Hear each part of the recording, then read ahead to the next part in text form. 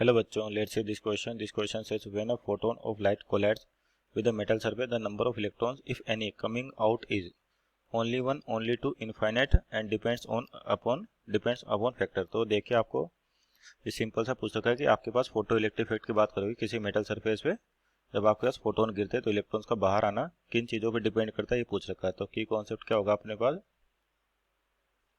Condition of electron emission,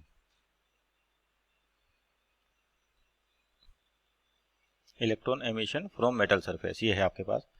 तो इसको समझते हैं आपके पास किन किन चीज़ों पे डिपेंड करता है। जैसे सपोज करिए आपके पास कोई भी मेटल है, तो अगर यहाँ पर मान लीजिए फोटोन गिरे और मान लेते हैं इनकी फ्रिक्वेंसी एफ और इंटेंसिटी यानी कि आई, और इसका क्रॉस सेक्शन जिसपे गिरे मान लेते ए है, तो यहाँ पर इलेक्ट्रॉन का इजेक्शन डिपेंड करता है कि जो आने वाला फोटोन है उसकी फ्रिक्वेंसी कितनी है।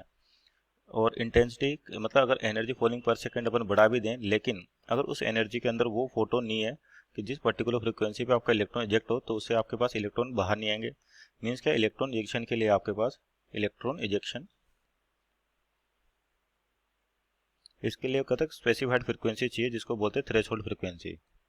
आपके पास एक पर्टिकुलर फ्रिक्वेंसी होनी चाहिए जिसको अपन क्या बोलते हैं, threshold frequency, threshold frequency. Threshold frequency, अगर फ्रिक्वेंसी आपके पास तो यानी कि उसके कोरस्पॉन्डिंग वेवलेंथ भी होगी, क्योंकि क्या होता है E equal to h f लिखते अपन एनर्जी ऑफ फोटोन, और फ्रिक्वेंसी होती है सी बाई लेमडा यानी कि एच सी बाई लेमडा। तो एच प्लांक कांस्टेंट होगी, सी स्पीड ऑफ लाइट होगी, लेमडा वेवलेंथ होगी। तो यानी कि अगर इलेक्ट्रॉन को इजेक्ट होना है तो डिपेंड करता है कि जो फोटोन उस पर गिर रहे हैं उनकी फ्रिक्वेंसी क्या है। कोई पर्टिकुलर फ्रिक्वेंसी का फोटोन ही आपके पास क्या होता है, मेटल सरफेस इलेक्ट्रॉन इजेक्ट कर पाएगा, और डिपेंड करता है मेटल टू मेटल पे ये। और यहाँ पर तो उस फ्रिक्वेंसी को कहा जाता है थ्रेशोल्ड फ्रिक्वेंसी, और उसके कोरस्पॉन्डिंग वेवलेंथ भी होगी, तो उसको कहते हैं अपन थ्रेशोल्ड वेवलेंथ, थ्रेशोल्ड वेवलेंथ। तो यानी कि इलेक्ट्रॉन का इजेक्शन डिपेंड करता है पर्टिकुलर फ्रिक्वेंसी पे भी आपके पास इलेक्ट्रॉन बाहर आएंगे। अगर मान लेते हैं कितने इलेक्ट्रॉन बाहर आएंगे, नंबर ऑफ इलेक्ट्रॉन्स कितने आपके पास इजेक्ट होंगे, इजेक्टेड, ये डिपेंड करता है टोटल एनर्जी फॉलिंग पर सेकंड यानी कि इंटेंसिटी, क्योंकि जो इंटेंसिटी की डेफिनेशन आपके पास क्या होता है, एनर्जी फॉलिंग पर सेकंड पर यूनिट एरिया। तो अगर मान लीजिए उस इंटेंसिटी की बात करें कि एनर्जी की, यानी कि एनर्जी जिसके अंदर फोटोन वो हैं जिससे इलेक्ट्रॉन बाहर आ रहा है, तो कितने इलेक्ट्रॉन बाहर आएंगे डिपेंड करता है टोटल एनर्जी फॉलिंग पर सेकंड पे, टोटल एनर्जी फॉलिंग पर सेकंड,